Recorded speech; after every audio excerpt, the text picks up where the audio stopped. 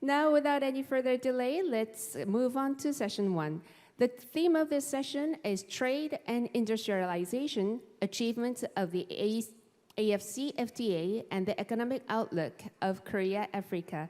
Leading the discussion is the moderator, President Jo Sang-hyun of KITA. President Jo, now the floor is yours. 네, 안녕하십니까. 방금 소개받은 한국무역협회 국제무역통상연구원장을 맡고 있는 조상현입니다. 오늘 한-아프리카 비즈니스 서밋을 맞아 이렇게 참석해 주신 관계자 여러분들께 먼저 감사의 말씀을 드립니다.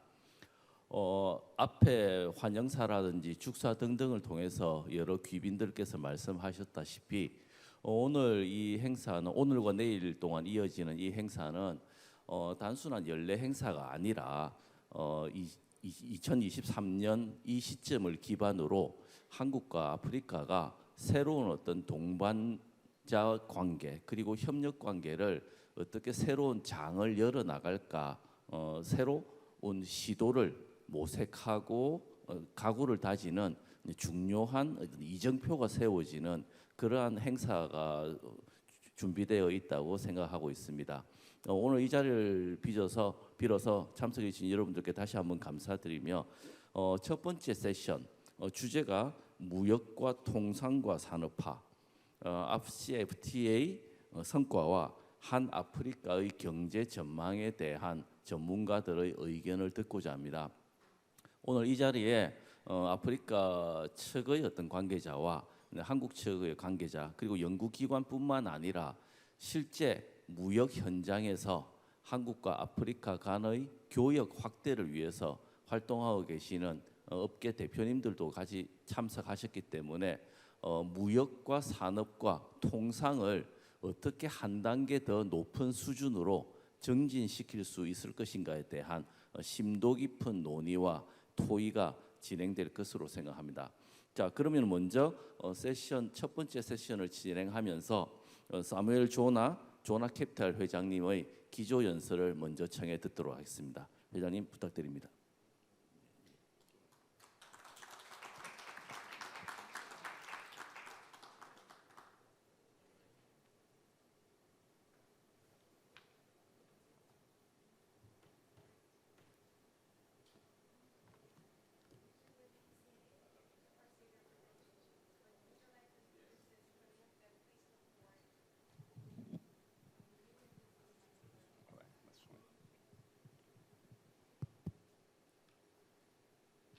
Ambassador Woon Ki-lyo, President of the Korea-Africa Foundation, Your Excellency John Dramani Mahama, my former head of state, His Excellency Choi Young-sam, the Deputy Foreign Minister for Political Affairs of Korea, Honorable Tae-ho Kim, Chairman of the Foreign Affairs and Unification Committee of the National Assembly of the Republic of Korea, His Excellency Antonio Pedro, Acting Executive Secretary of the UNICA, His Excellency Carlos Victor Bongo, Dean of African Group of Ambassadors in Korea, Excellencies, distinguished guests, Anyon Hashim Nika.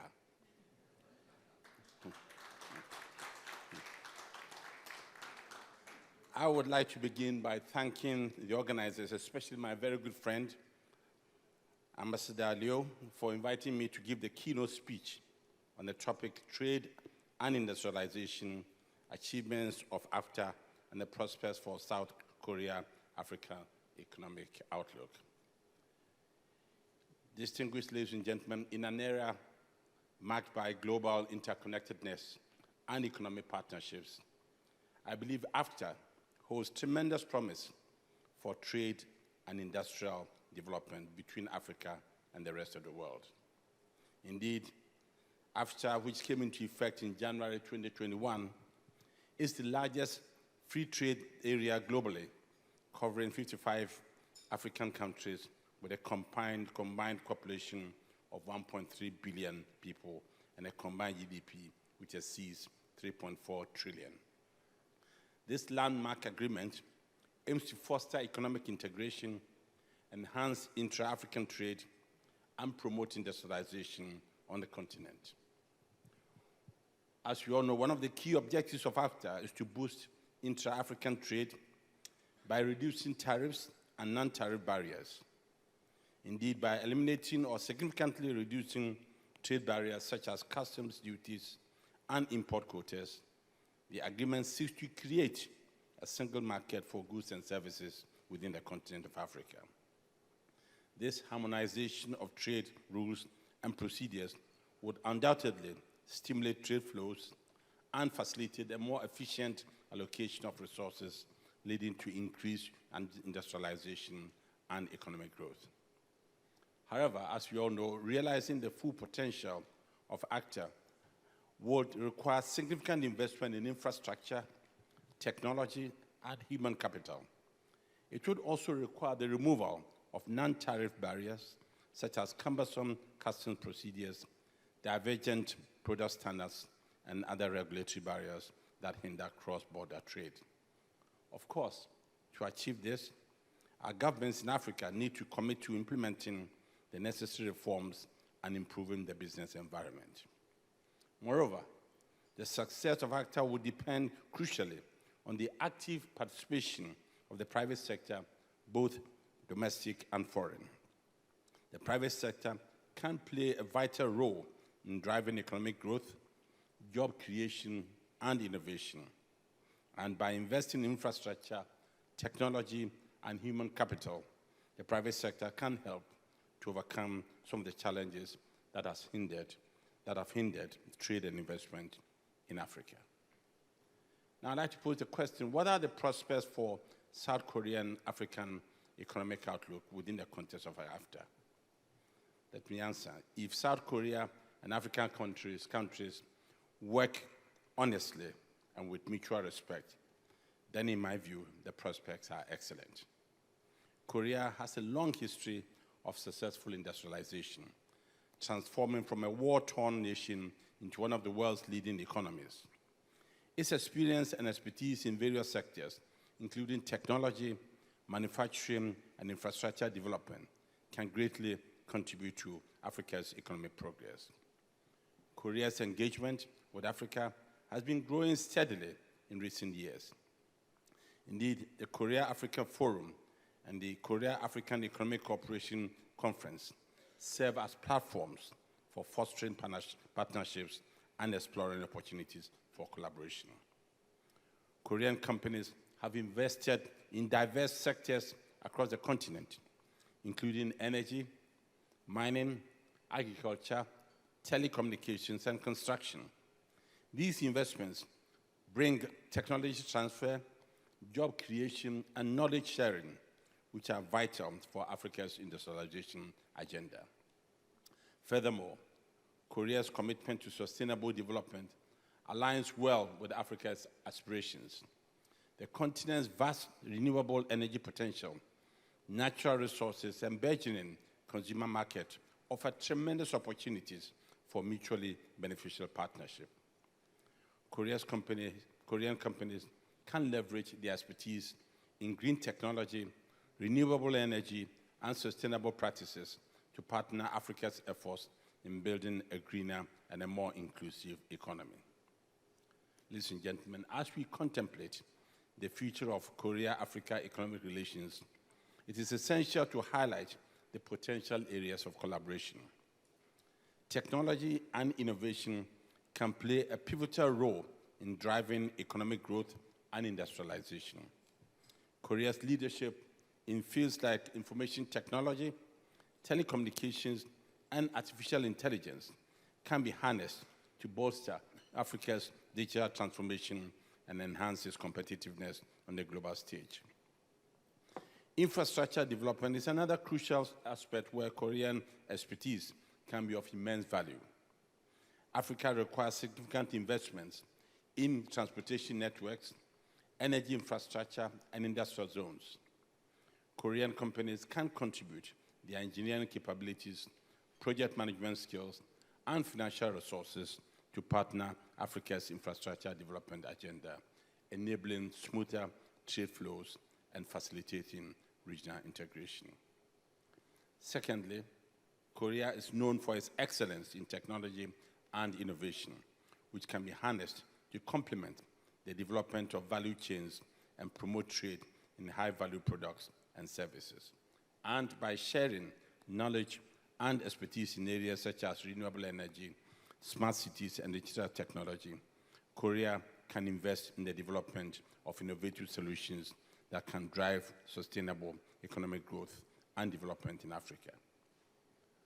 One example of Korea's technological prowess is the UniPass customs clearance system. This system, which was developed by the Korean government, has been lauded for its efficiency and indeed has helped to dramatically reduce the time required for customs clearance. Moreover, Korea has saved about $3 billion in logistics costs annually. Now, given the success of UniPass, it is no surprise that the system has been widely recognized as the world's fastest customs clearance system.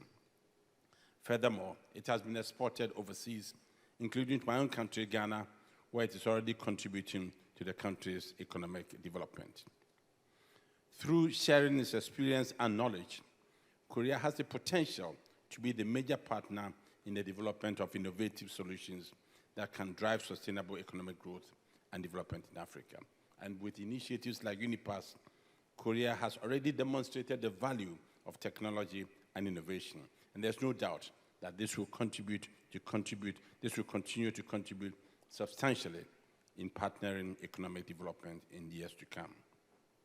Thirdly, Korea has a strong tradition of entrepreneurship, and small and medium-sized entrepreneurs which can fulfill a crucial function in supporting the development of regional value chains and promoting economic diversification. By sharing best practices and providing support to SMEs in African countries, Korea can help to foster an entrepreneurial culture and drive inclusive economic growth and development. Ladies and gentlemen, AfCFTA represents a significant opportunity for African countries to unlock their economic potential and drive sustainable development. Furthermore, it can also provide opportunities for Korean companies to access the African market and increase their competitiveness. By taking advantage of the regional value chains and increased market access provided by the AfCFTA, Korean companies can expand their operations in Africa and increase their market share.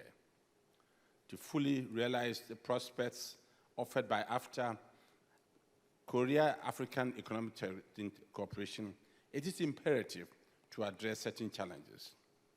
These challenges include empowering trade facilitation mechanisms, building institutional capacity, enhancing connectivity, and fostering and enabling business environment. By collaborating closely, African nations and Korea can work together to overcome these obstacles and create a conducive environment for trade and investment. Ladies and gentlemen, as you probably know, my background is in the mining sector, having spent well over 40 years of my career in the mining industry.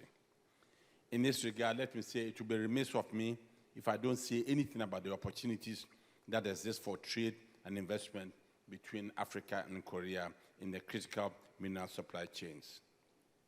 Korea is a global leader in EV battery manufacturing value chain, especially the precursor chemicals for EV battery cells. Africa, as you all know, is home to most of the EV battery raw materials: lithium, nickel, cobalt, manganese, graphite. These are all needed for manufacturing precursor chemicals for the cathodes and anodes components for EV battery cells. By leveraging the AfCFTA, Korean-African trade partnerships can build robust regional supply chains hubs in the battery chemicals industry across the continent.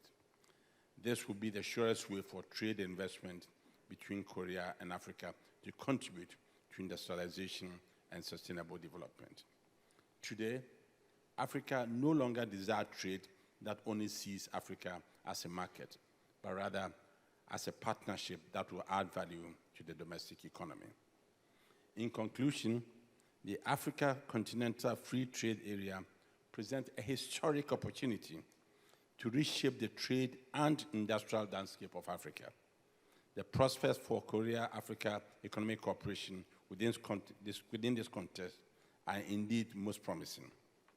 And by leveraging Korea's industrial expertise, technology, and commitment to sustainability, and by capitalizing on Africa's resources, market potential, and the aspirations for development, we can forge a prosperous partnership.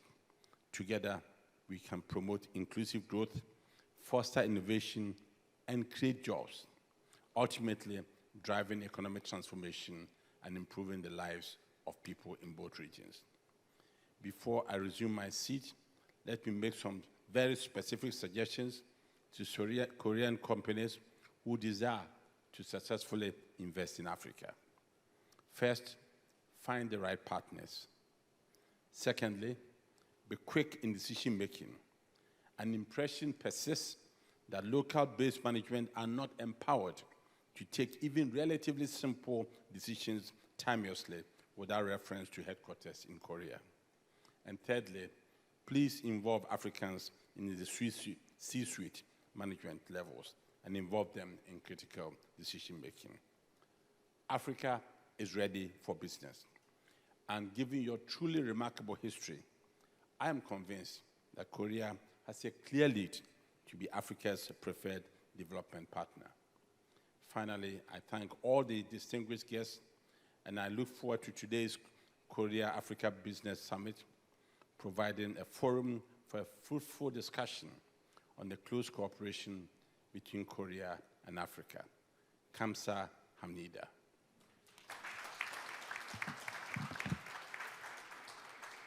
네, 첫 번째 세션에 기조 연설을 해주신 사무엘 조나 회장님께서 오늘과 내일 동안 논의되고 발표되고 토의될 그런 주제들과 세부 사항에 대해서 전반적으로 큰 틀에서 조목조목 체계적으로 잘 짚어주신 것 같습니다.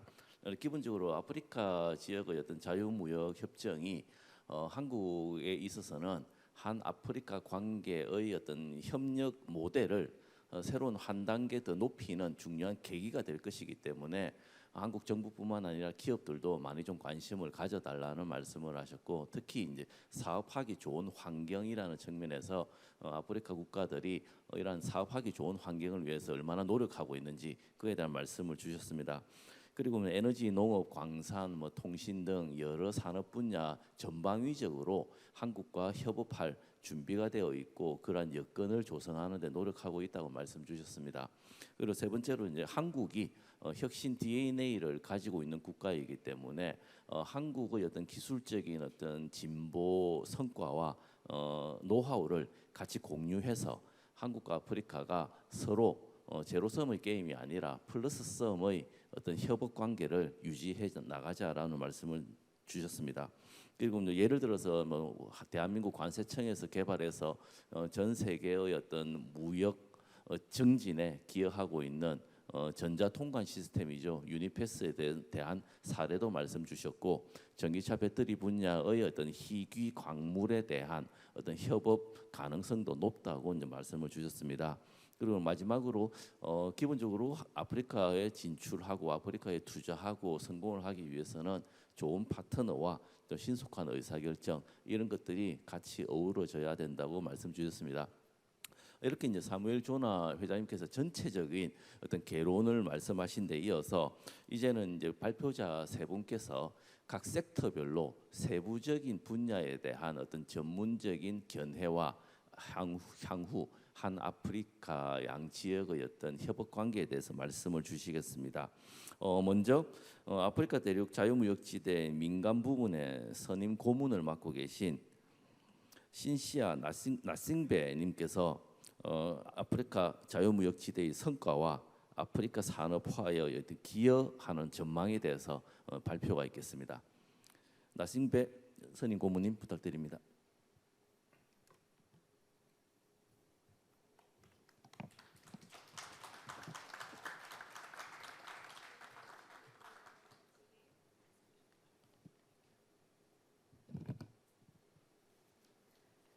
Thank you, moderator. His Excellency, former President John Mahama, President of the Republic of Ghana, His Excellency Ambassador Won Ki-liu, President of the Korea Africa Foundation, His Excellency Kim Ko-hyun, Executive Vice President, Korea International Trade Association. Distinguished ladies and gentlemen, Excellencies, allow me to stand on all existing protocol. I bring to you greetings from His Excellency Wamkele Mene, Secretary General of the AfCFTA Secretariat, who had wished to personally be here to attend this important event, but could not make it due to prior commitment. As you may be aware, today, the 25th of May, is commemorated each year as Africa Day to celebrate the founding of the erstwhile Organization of African Unity, today the African Union. It is a day dedicated to celebrate the continents and to reflect especially on the solutions to the challenges that the continents face. I'm therefore pleased that this session of the Korea-Africa Business Summit will focus on the African Continental Free Trade Area, AfCFTA, among other pertinent topics. I am sure, and I think we've spoken about the AfCFTA a lot today, but it's important to note that the African Continental Free Trade Area is the largest free trade area in the world. In terms of the number of participating countries, we have 55 countries, and today, out of those 55, 54 have ratified the agreement. The AfCFTA aims to utilize trade as an engine of growth and sustainable development by boosting intra-Africa trade. Today, inter-Africa trade remains very low. We trade among ourselves less than 20%. And when we trade among ourselves, or let's say when we trade more with the rest of the world, and we export raw material instead of manufactured goods. So since the establishment of the AfCFTA in March 2018, significant milestones has been achieved. As of April 2023, as I've said earlier, 54 countries have signed the agreement, and 47 countries have ratified the agreement. The expeditious ratification process by signatory states is a true reflection of the strong commitments to continental integration to ensure better lives for the people of Africa. As secretariats, it is our strong conviction that the remaining countries yet to sign and/or ratify the agreement will soon come on board to further enhance the effectiveness of the AfCFTA and contribute towards the amplification of the African voice in the global arena. As you may well know, the AfCFTA operates as a framework agreement with protocols on specific issues being negotiated in phases over several years. Negotiations on phase 1 protocols of the agreement, which focused on 3 core areas, namely trade in goods, trade in services, and the dispute settlement mechanism, and which aim to reduce significant tariffs and non-tariff barriers to goods and advance the liberalization of trade in services, have largely been completed. Another major achievement is the operationalization of the dispute settlement mechanism to be implemented by the dispute settlement body, which was established in April 2021. The dispute settlement body has established an appellate body as a standing tribunal to hear appeals from cases adjudicated by panels. The selection process for the members of the appellate body has been completed, and 5 persons have been selected by the selection committee and presented to the dispute settlement body, which reviewed and approved the list. The operationalization of the dispute settlement mechanism in general, and in particular the appellate body, is crucial, as it demonstrates the readiness of the AfCFTA dispute settlement infrastructure to take up any disputes that may arise in the course of trading among the member states. Substantial progress has also been made on the negotiations of Phase 2 protocols. Currently, 3 of the protocols covering investment policy, intellectual property rights, and competition policy have been completed and approved by the AU heads of states. The adoption of these protocols is crucial for investor attraction and protection, and also provide the policy certainty and predictability desired by investors.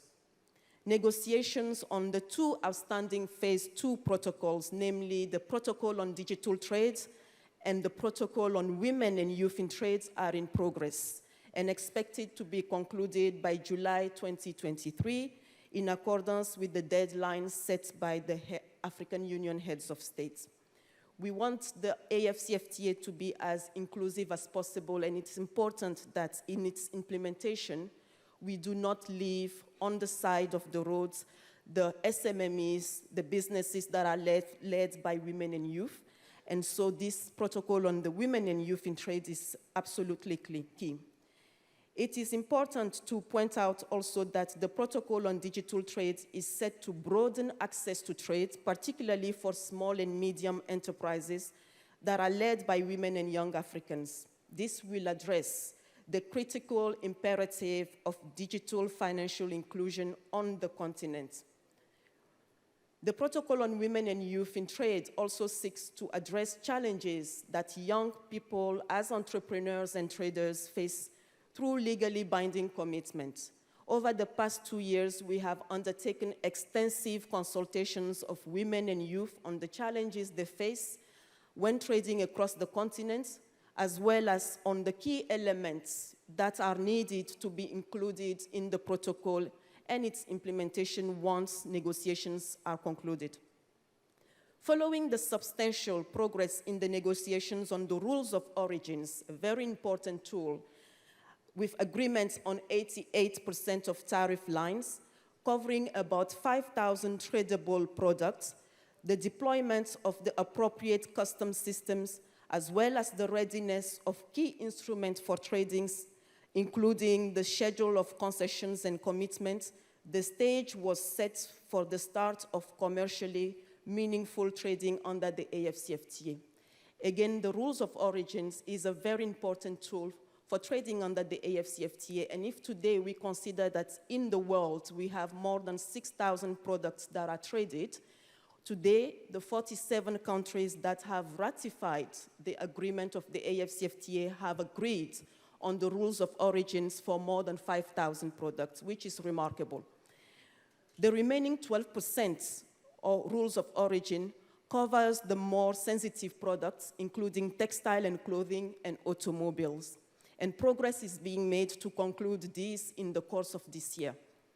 Against this backdrop, and to facilitate trading and avoid the loss of momentum in our continental trade integration efforts, the AfCFTA Secretariat has initiated a program called the Guided Trade Initiative that was launched in October last year, with 7 countries that have shown readiness. These countries are Cameroon, Egypt, Ghana, Kenya, Mauritius, Rwanda, Tanzania, and Tunisia. We saw for the first time made in Africa goods being traded across regional economic communities with preferential duties and simplified document under the AfCFTA. Numerous trades have taken place, from the consignment of Kenyan tea and locally made car batteries exported to Ghana, shipment of palm oil, ceramic tiles, and cashew products from Ghana to Kenya and Cameroon, as well as products including confectionery, fiber, leather products, avocados, and fresh produce from Kenya to other African countries. This shows that trade under the AfCFTA is well underway on the continent.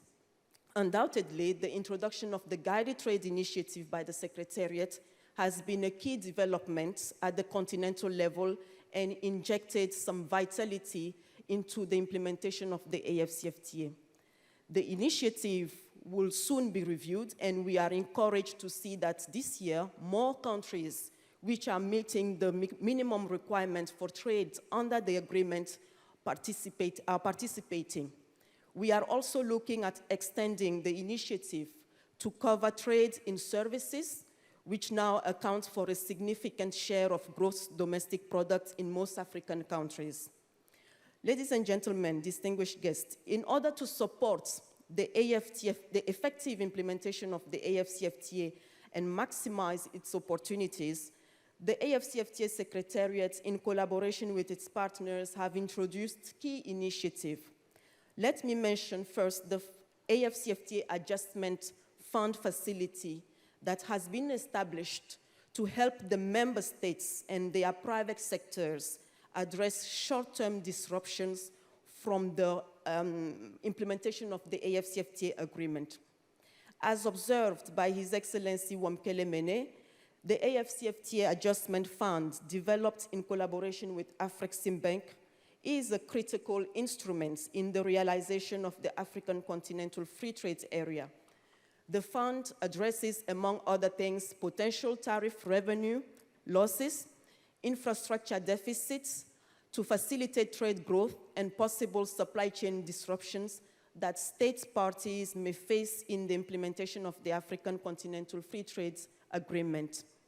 The resources required for the adjustment fund over the next 5 to 10 years are estimated at $10 billion US, and the AfrEximBank has committed $1 billion to the fund. More work is being done to mobilize additional resources from other financial institutions, and here we have clear opportunities for the private sector to invest in the credit fund of the adjustment fund that will come in and support productive sectors for the countries that are trading under the AfCFTA.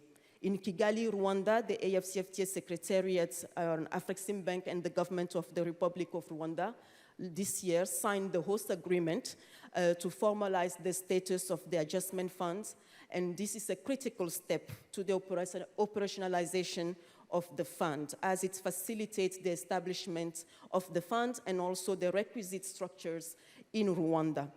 Second, the Secretariat, in partnership with AfrEximBank, in January 2022, launched the commercial rollout of the Pan-African Payment and Settlement System. Ladies and gentlemen, on the continent, it cost us more than $5 billion to trade or pay transactions because we are using a third currencies.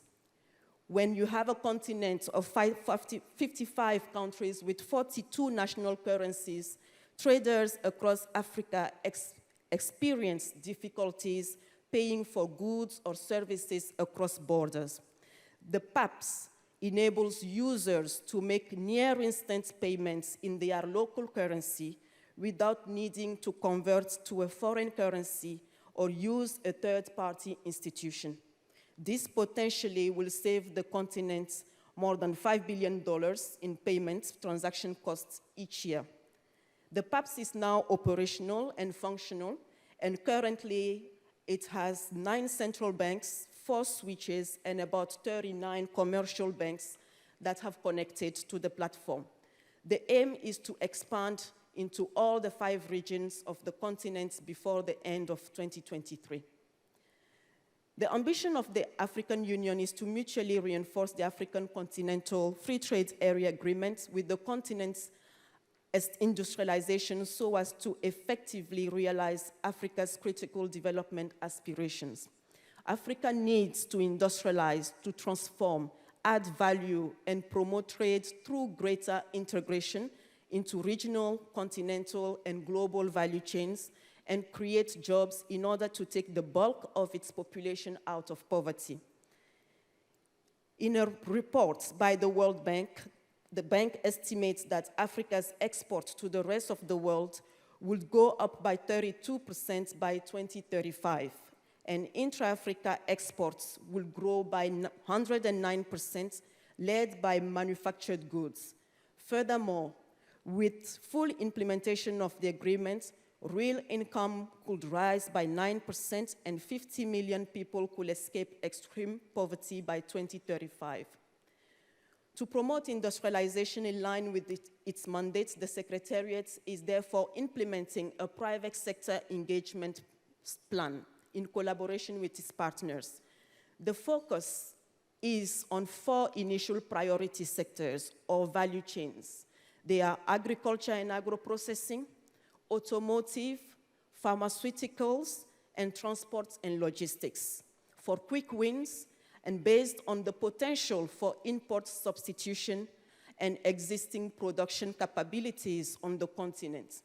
These are critical value chains to advance Africa's industrialization, diversify its economy, and create the much-needed jobs for the growing youth population. Estimates shows that the interventions in these 4 specific value chains have the potential to add more than $11 billion annually in production and more than $5 billion annually in intra-Africa trade, which is more than double the current contribution of these value chains to intra-Africa trade.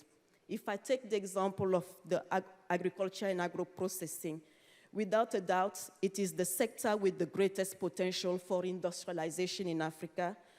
Africa has, as you know, 65% of the world's uncultivated arable land and remains a net importer of agricultural products. In order to take advantage of the opportunities offered by the AfCFTA for the agriculture sector, there is the need for African agro-processing industries to undergo structural transformation by shifting from the current subsistence-oriented production systems and trading in unprocessed primary commodities towards more market-oriented value-added processed goods. I will go to the automotive sector. As you know, today on the continent, I think between Egypt, South Africa, and Morocco, we produce around 1 million vehicles per year.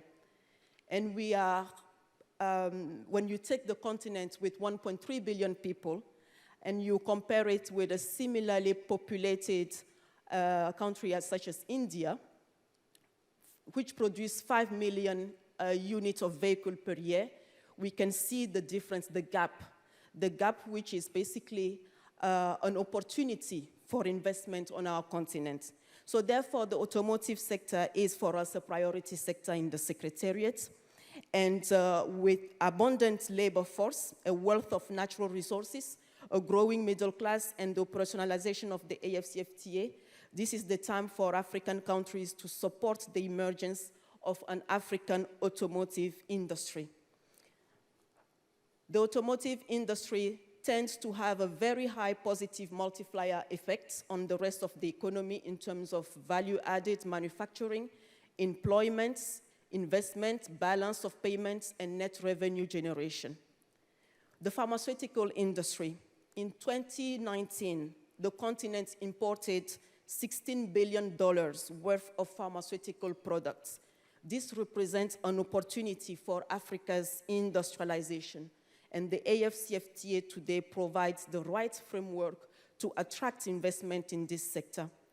Africa's pharmaceutical industry is projected to grow at 5.13% compound annual growth rate in 2022 to 2027, to be driven mainly by rising consumerism, population, urbanization, middle class, a maturing business environment, and increased confidence in generic products. With the advent of COVID, as you all know, we had learned some lessons, and you will recall that we were at the back of the queue when it came to having access to vaccines and even to personal protective equipment. So it is critical for the continent to develop its pharmaceutical sector and establish related supply chains. Today, many countries on the continent are positioning themselves to develop this pharmaceutical sector. We have South Africa, Senegal, Ghana. Rwanda, in collaboration with BioNTech, is currently building its first manufacturing facility in Ghana to support the production of mRNA. vaccines in Africa. And a couple of months also, we had Kenya that signed an agreement with Moderna to establish an mRNA manufacturing facility in the country. The AfCFTA will therefore help to overcome the challenge of small fragmented markets in order to create a positive cycle of increased regional manufacturing, research, and local talent.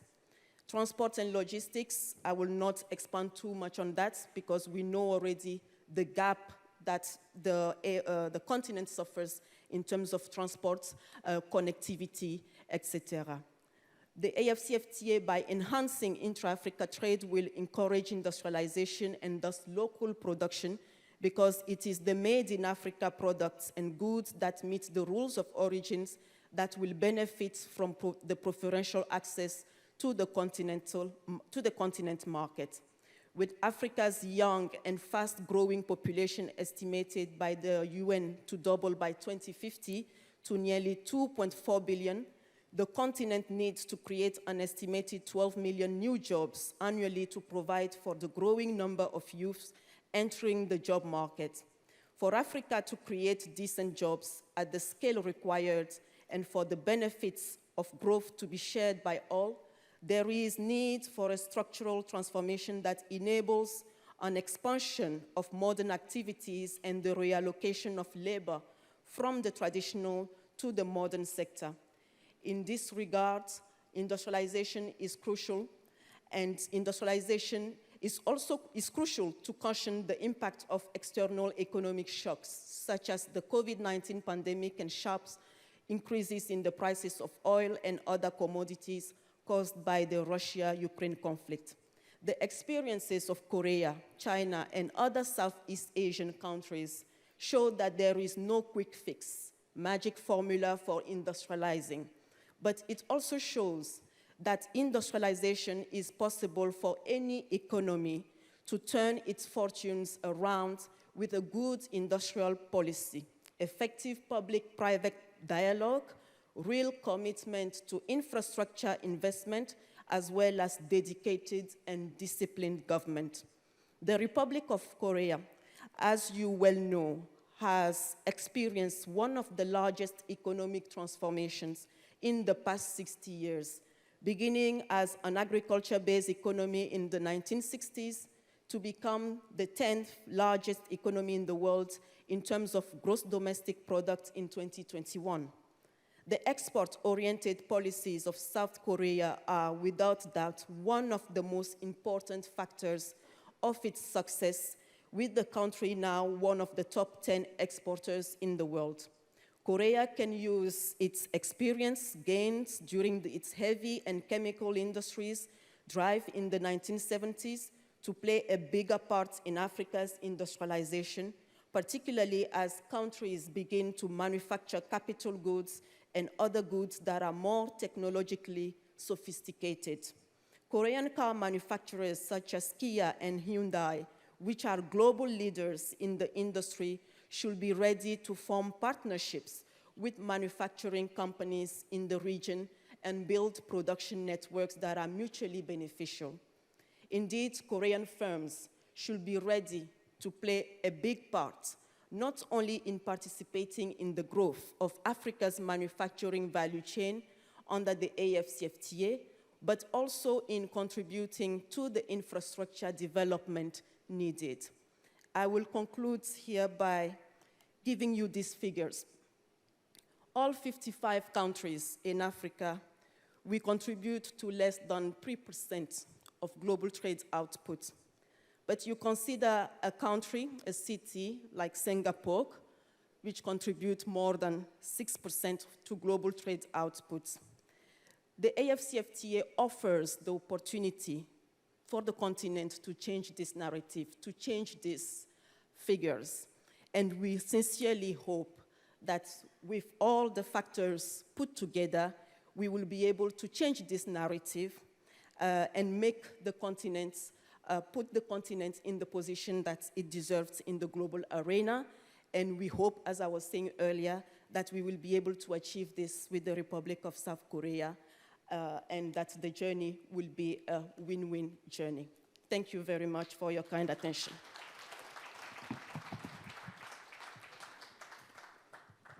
네, 신시아 나싱베 그 선임 고문께서 AfCFTA의 출범과 그 세부적인 사항 그리고 향후 발전 계획에 대해서 말씀드렸습니다. 앞에 이제 기조 연수로가 첫 번째 발표가 있었고 이어서 한국 측에서 대외경제정책연구원 아프리카 중동 팀 팀장을 맡고 계신 강문수 팀장께서 AfCFTA의 추진과 한국과 아프리카의 어떤 실질적인 협력 기회에 대해서 발표를 이어가겠습니다. Good afternoon, everyone. My name is Moon-soo Kang from Kiev, and it's my great honor to have a presentation here in this business summit. So actually, I have prepared about the progress of the AfCFTA and how Korea and Africa can cooperate together. But my first several slides are similar to the previous presentations. So I will go from here. So the intra-trade of the Africa is as low as 17%. So why this number is very low we can find from the low export diversification score as well as insufficient regional value chains. So if you look at the map compared to 1990 to 2014, the export diversification score of African countries is low, even in 2014. And this is the much differences compared to other regions like ASEAN or Mercosur. So for this reason, it is essential to diversify industrial environment in Africa. For example, there are 4 potential areas, including automotive sector, agriculture and processing, and pharmaceutical area, and transportation and logistics. Let's see about the trade between Korea and Africa. So export and import size between Korea and Africa was very low, even in the 2000s, and from mid-2000s it has been started to increase. But if we look at by sector, more than 60% of the African export to Korea is about the natural gas and oil. And if we include other natural resources, more than 75% of the export from Africa to Korea is about the natural resources. So for this reason, and other manufacturing goods, those proportion is very low, and it is similar to the agricultural products and agro-processing products. So for this reason, I want to suggest to how Korea and Africa can cooperate together in terms of the potential areas, including automotive sector and pharmaceutical sector, agriculture and agro-processing, and digital technology. First is about the automotive sector. So from the previous presentation, it has been explained much how Africa is interested in the automotive sector. I want to explain from the Korean view because Hyundai Kia Group is one of the 5 group present in the African markets and manufacture their cars and export to the African countries and other European countries. This means that Korea is already doing something in the automotive sector in Africa, and because the environment is changing, and we can see nowadays the connected car and shared car, electric car, and those industry is changing in the automotive sector. It means that we can have new opportunity in this automotive sector with Africa. Another sector is about agriculture and agro-processing. As everyone knows, agriculture is very important in Africa, even if we look at the GDP share. So also recent food crisis brought us the importance of the food security both to Korea and Africa. For this reason, both Korea and African countries have same goal to increase the food security and to improve the food production from the cereals and vegetables. Since agricultural products are major export items apart from the natural resources of Africa, processing of agricultural products is very essential because it can add the value of the agricultural products. So in this area, Korea and Africa can cooperate together because Korea also has such kind of experiences of the agro-processing sector. And recently, the climate change is another issue for the agriculture in Africa. So we can cooperate on the early warning system, smart agriculture, and R&D, including smart farms. And Korea is one of the leading countries in those sectors. Third tech sector is about the pharmaceutical sector. COVID-19 pandemic brought us the importance of the value chain of medical devices and medicines, including vaccine and masks. So after the COVID-19, Africa countries, they are building the regional value chain of medicines, and they are building also African CDC. At the same time, private sectors in Korea, they have improved their production capacity of the pharmaceutical products, including vaccines and several medicines.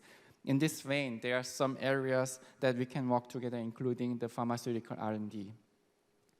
Last but not the least, everyone talking about the digital technology. And I also want to stress out the importance of the digital cooperation. One of the negotiation areas for the AfCFTA is about the digital trade, which requires digital payment system and cross-border digital trade regulations. Also, digital infrastructure and technology is also important and essential for the development of this digital trade. So there are several sectors to improve according to the AU digital transformation strategy, and Korean and African experience can be combined together to transform the digital economy in Africa. So I want to finish quickly because the time is already gone. So for better cooperation, I want to suggest 3 suggestions. So first of all, my recommendation is about the economic partnership between Korea and Africa. If you want to cooperate together more deeply, there could be some kind of form of the cooperation, and this could be FTA or EPA or other forms of the cooperation. My second suggestion is about to diversify the cooperation, because as I explained, the export volume, more than 75% of the share of the export volume from Africa to Korea is about the natural resources. And it's time to diversify the export items from Africa to Korea, from the natural resources to other items, including manufacturing goods. My third recommendation is to increase the technological cooperation, including R&D and exchanging scholars, and also human resource development. If you want to enable this cooperation in the long term, it's very essential to develop the human resources and also to transfer the technology each other. So those 3 recommendations are from me to improve the relationship between the Korea and African countries in the era of the AfCFTA. Thank you for listening. Thank you very much. 네, 강문수 팀장께서 한-아프리카 협력의 어떤 구체적인 어떤 산업별 어떤 가능성이라든지 향후 방향에 대해서 말씀을 주셨습니다. 자, 그러면 첫 번째 세션의 이제 마지막 발표입니다. 실제로 현지에서 기업 활동을 하시면서 성과를 내고 있는 신TS사의 차민호 회장님께서 기업의 입장에서 한국과 아프리카 간의 어떤 협력 방안에 대해서 말씀 주시겠습니다. 안녕하십니까. 신TS 차민호 회장입니다. 한-아프리카 비즈니스 서밋에 연사로 초대해 주셔서 감사합니다. 저는 2014년부터 9년간 에티오피아에서 봉제 기업을 운영하고 있습니다. 주로 에티오피아에서 생산해서 유럽, 미국, 한국, 일본 등에 수출하고 있습니다. 그 경험과 겪었던 일들을 여러분들과 공유하고자 합니다. 저는 신TS의 현재와 미래에 대해서 설명할 것이고, 그 다음에 에티오피아의 봉제 산업과 섬유 산업의 미래에 대해서 설명할 것이고, 한국과 에티오피아 간에 어떤 비즈니스로 교류해야 될지를 설명하겠습니다. 제가 그 주제를 한정한 것은 제가 아프리카에 대해서 에티오피아 이외에 큰 경험이 없기 때문입니다. 그 점 양해 부탁드리겠습니다. 저희 회사에서 생산하는 제품들입니다. 저희 회사에서 생산하는 제품들은 모터사이클, 아웃도어, 스키, 사이클링, 헌팅, 피싱, 스포츠, 캐주얼, 군복을 비롯한 유니폼, 그다음에 텐트, 장갑 등입니다.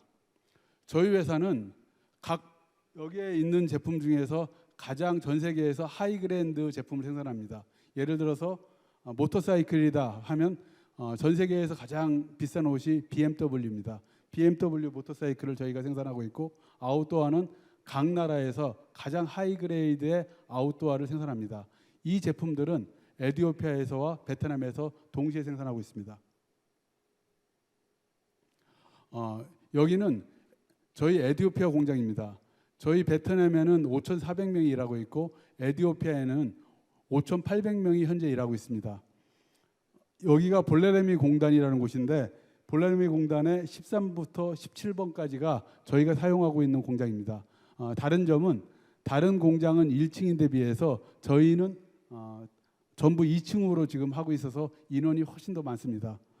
밑에 보이는 것은 저희의 기숙사입니다.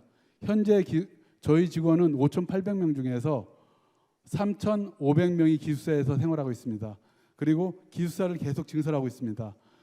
그리고 밑에는 추가로 저희가 건설할 공장입니다. 그래서 이 부지에서 15,000명이 일하게 될 것이고, 기숙사에서는 11,000명이 거주하게 될 것입니다.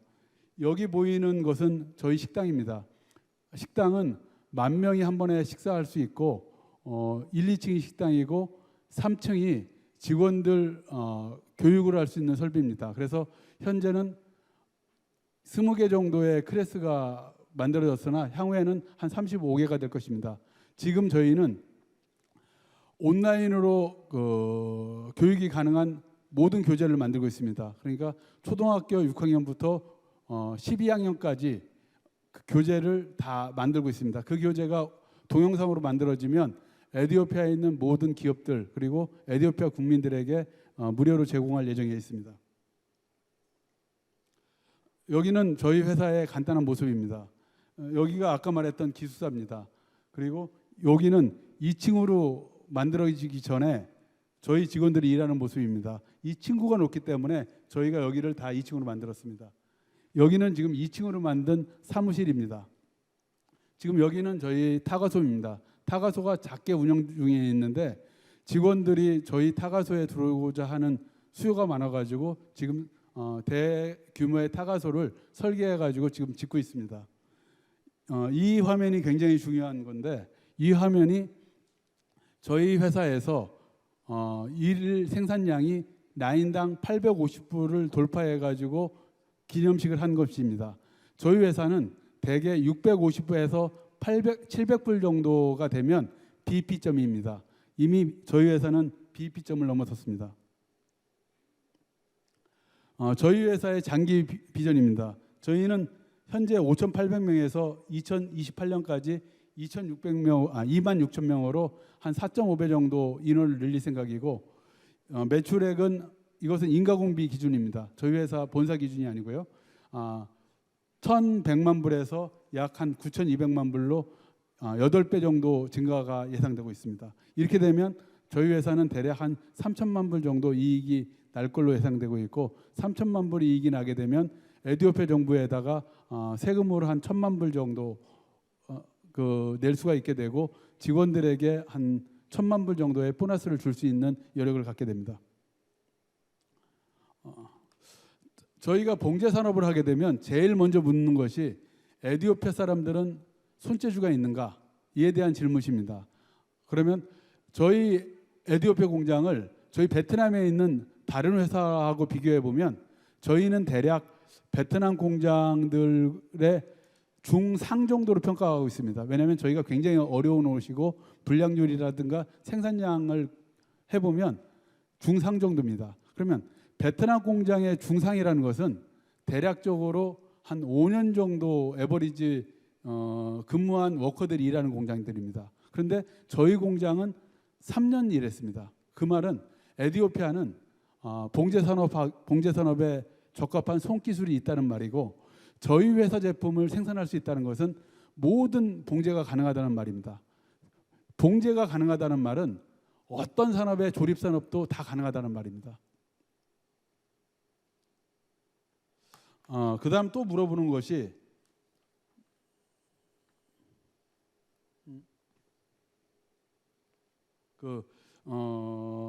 전 세계의 봉제 산업과 그 섬유 산업이 어떻게 될 것인가인데, 이제 이런 말을 하면 대개 이런 말을 합니다. 중국에서 인건비가 올라가니까 그걸 기계화해 가지고 극복할 수 있을 것이다. 그런데 이것은 불가능한 얘기입니다. 왜 그러냐면 중국에서 인건비가 올라가서 기계화를 한다는 것은 동시에 에티오피아도 기계화를 하게 됩니다. 결국은 인건비 격차가 줄어들지 않습니다. 이 현재 중국과 에티오피아 간의 인건비 격차가 5배에서 10배입니다. 결국 전 세계의 봉제 공장은 두 나라가 승자가 될 것입니다. 하나는 방글라데시, 하나는 에티오피아를 비롯한 아프리카입니다. 그것은 피할 수 없는 길이고, 그 기계화가 에티오피아에서 기계화가 되지 중국에서 기계화가 되지 않습니다. 중국에 있는 봉제 공장들은 상당히 어려움을 겪을 것입니다. 지금 그러면 왜 지금 에티오피아를 비롯해서 아프리카로 넘어오지 않는가? 이것은 대개 원부자재의 소싱 능력입니다. 그 부분이 지금 아프리카가 해결이 안 되고 있는데, 이 부분 역시 인건비 격차가 벌어지면서 이미 진행되고 있습니다.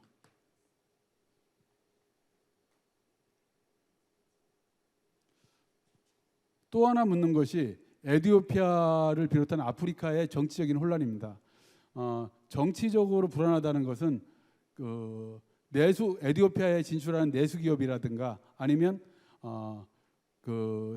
대규모 투자가 필요한 그 규모의 어떤 산업들은 상당히 피해야 됩니다. 그러나 가먼트 비즈니스에서는 정치적인 불안이 반드시 불리하지만 않습니다. 여러 가지 이유로 유리와 불리함이 있습니다. 그러면 이때 중요한 것은 그 정부와 그 국민들 그리고 갈등의 요소들이 이 가먼트 비즈니스에 어떤 영향을 미칠까입니다. 에티오피아 또는 이집트 다 포함해가지고 현재 인구 규모도 굉장히 크고 인구의 증가율도 급속히 늘어나고 있습니다.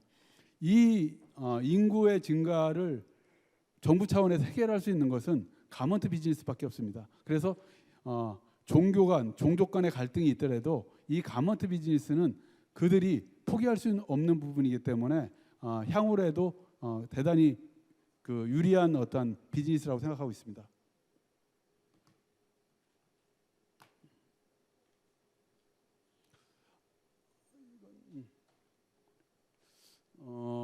저희가 한국 기업들이 어떻게 이 가먼트 비즈니스를 에티오피아로 진출할 것인가가 상당히 숙제이고, 한국에 있는 기업들이 저희를 제외하고는 대부분 들어가서 성공하지 못했습니다. 그 이유는 한국의 비즈니스, 이 가먼트 비즈니스의 속성상 관리 인원이 뛰어나야 되는데, 한국에는 관리 인원이 뛰어난 기업이 영원 세아 한세 정도를 제외하고는 없습니다.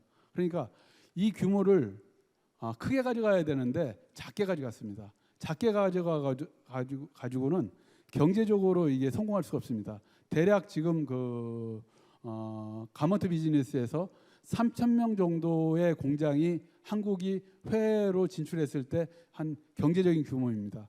제가 보기에 에티오피아는 3,000명 규모가 아니라 5,000명, 10,000명 정도의 규모가 됩니다. 그리고 그것을 달성하기 위해서 이제까지 동남아를 진출할 때는 각 회사가 단독으로 진출했습니다. 그것보다는 한국 회사들끼리 협력해가지고 진출하는 것이 중요할 것 같고, 기존에 진출했던 기업들과 협력 관계를 맺으면서 진출하는 것이 중요합니다.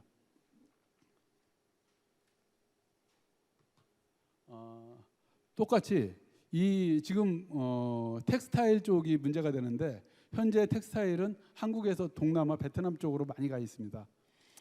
그러나 이 텍스타일이 만일 가먼트 비즈니스가 아프리카로 넘어갔고 아프리카에 많은 중국 기업들이 텍스타일을 진출했을 경우에 동남아로 진출한 한국 기업들은 굉장히 큰 어려움을 겪을 것입니다.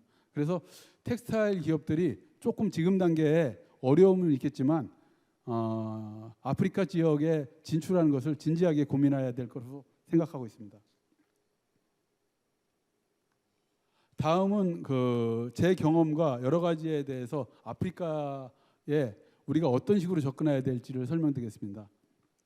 먼저 한국 사람들이 동남아에 진출했을 때 가장 큰 어려움을 겪는 것이 전기의 안정적인 공급입니다. 그런데 에티오피아는 전기가 굉장히 안정적입니다. 그래서 전기가 많이 들어가는 산업, 그다음에 조립 사업들이 에티오피아에 진출하는데 굉장히 중요할 것으로 생각하고 있고, 특히 정규로 방식의 제철 산업이나 이런 것들 전기가 많이 들어가는 건축 자재 사업들이 에티오피아 진출에 굉장히 유리할 것으로 생각하고 있습니다. 그다음에 에티오피아에 진출해 있는 에티오피아에서 대학을 나온 사람들은 영어가 굉장히 능숙합니다. 그 우수한 인재들을 활용하는 것이 굉장히 중요합니다. 에티오피아는 6.25 때 한국을 도와줬습니다. 에티오피아 국민들은 그 역사를 교과서에서 배우고 있습니다. 그들은 자신들이 어려운 한국을 도와줬고, 자신들이 도왔던 한국이 이렇게 잘 돼가지고 다시 자기들을 도와주는 것에 대해서 굉장한 뿌듯함을 갖고 있습니다. 굉장히 한국에 대해서 우호적인 국가입니다. 한류도 뭐 굉장히 우호적으로 받아들이고 있는 국가고, 그래서 에티오피아에 생각보다 한국말을 잘하는 사람이 많습니다. 끝으로 저는 재료공학을 전공했고, 회사 생활을 하는 동안에는 주로 반도체 산업의 재료를 개발하는 데 있었습니다. 옛날 얘기지만 한국의 256 메가 디램 반도체 개발의 한 담당자로서 제가 일을 했습니다.